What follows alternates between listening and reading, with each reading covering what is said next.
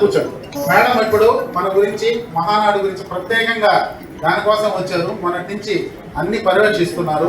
కాబట్టి మమ్మల్ని ఉద్దేశం 34, 35, 36 డివిజన్కి సంబంధించిన నాయకులు కార్యకర్తలు ఉన్నారమ్మా. 2 మాటలు. అందరికీ నమస్కారం. బాగున్నారా అందరూ?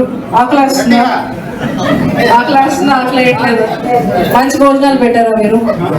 పెట్టారా? ఓకే ఓకే, అందరూ కూడా బాగున్నారు. నాకు చాలా చాలా ధన్యవాదాలు. మీరు అందరూ కూడా ఈరోజు మంగళగిరిలో హైబ్రిడ్ మోడ్ లో మహానాడు కార్యక్రమం జరుగుతుంది. మొత్తం రూరల్ లో 12 కేంద్రాలు ఏర్పాటు చేస్తున్నాయి. ప్రతి ఒక్క కేంద్రానికి కూడా నేను వ్యక్తిగతంగా వెళ్ళి అందరినీ కూడా కలుసుకుంటున్నాను. కార్యకర్తలు అందరూ కూడా చాలా ఉత్సాహంగా ఉన్నారు. ఈరోజు నారా లోకేష్ గారు వర్కింగ్ ప్రెసిడెంట్ అయ్యారు. కానీ ఏ మాటకు ఆ మాట అబద్ధం చెప్పను. ఇప్పుడు దాకా వెళ్ళిన క్లస్టర్ లో అన్నింటిలో కల్లా బెస్ట్ క్లస్టర్ మీ క్లస్టర్. ఈ క్లస్టర్ ఇన్ఛార్జ్, ప్లానింగ్, ఒక విజన్, ఒక పద్ధతి, సినిమా నాకు గుర్తుంది కదా. పాపం టీచర్ అయ్యేసరికి అందరినీ వరుసగా నిలుచుకోబెట్టేసి నీట్ పర్ఫెక్ట్ గా అంతా పెట్టున్నారు. చాలా చాలా థ్యాంక్స్ అమ్మ అందరికీ కూడా. అదేవిధంగా ఈసారి మన థీమ్ ఏదైతే ఉందో స్త్రీ శక్తి అనేది, ఈరోజు సమాజంలో మహిళలు అనేది అన్నిట్లో కూడా ఒక కుటుంబాలు అనేది నడిచేదే మహిళల వల్ల నడుస్తాయి. ఈ కుటుంబ భారాన్ని ఎప్పుడు సైలెంట్ గా ముందుకు తీసుకెళ్ళదు కేవలం మహిళలే. ఇంతటి స్త్రీలని గౌరవిస్తూ వాళ్ళని ఆనర్ చేస్తూ ఈసారి మహానాడు థీమ్ స్త్రీ శక్తి అని పెట్టారు. చాలా సంతోషంగా ఉంది. తెలుగుదేశం పార్టీ ముందు నుంచి కూడా మహిళా సాధికారతకి తోడ్పడిన పార్టీ. ఆ రోజుల్లో ఎన్టీఆర్ గారు మహిళలకి సమాన ఆస్తి హక్కు చట్టం కల్పించారు. అదొక రెవల్యూషనరీ డెసిషన్ ఆ రోజుల్లో. తర్వాత చంద్రబాబు నాయుడు గారు డ్వాక్రా రుణాల ద్వారా కొన్ని లక్షల మంది మహిళలకి ఒక ఫినాన్షియల్ ఇండిపెండెన్స్, గుర్తింపు, వాళ్ళకి ఒక రికగ్నేషన్ అనేది ఇచ్చారు. ఈరోజు నారా లోకేష్ గారు మారుతున్న కాలానికి అనుగుణంగా మనం ఈరోజు సమాజంలో మహిళల పైన ఇంకా దాడులు జరుగుతున్నాయి. ఆ దాడులు తగ్గాలంటే మన ఆలోచన విధానం మారాలి.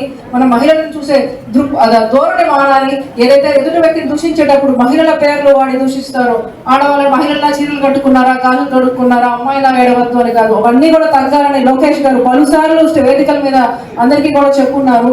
కాబట్టి ఇవన్నీ కూడా మనం ఇన్స్పిరేషన్ గా తీసుకొని ఈరోజు మహిళలు ఎన్నో రంగాల్లో వాళ్ళ కాన్ఫిడెంట్ గా ముందుకెళ్తున్నారు. కానీ రాజకీయాల్లో మాత్రం ఇంకా వాళ్ళ ప్రెసెన్స్ లిమిటెడ్ గానే ఉంది.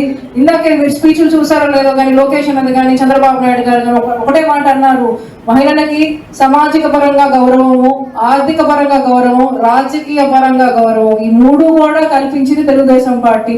కాబట్టి అవన్నీ కూడా మనము చూసుకొని అన్ని రంగాల్లో కూడా మహిళలు వాళ్ళ మార్పు చూపించాలని నేను కోరుకుంటున్నాను. ఆ ఏర్పాట్లన్నీ చేసినందుకు అందరికీ కూడా నా ధన్యవాదాలు. మహిళలను గౌరవించడం, మహిళలకు అవకాశం కల్పించడం, మహిళలకు ఆత్మధైర్యాన్ని ఇచ్చిన పార్టీ తెలుగుదేశం పార్టీ. మహిళ అంటే ఒక వ్యక్తి కాదు, ఒక శక్తి, కుటుంబానికి ధైర్యం, సమాజానికి స్ఫూర్తి అని నమ్మిన పార్టీ మన తెలుగుదేశం పార్టీ.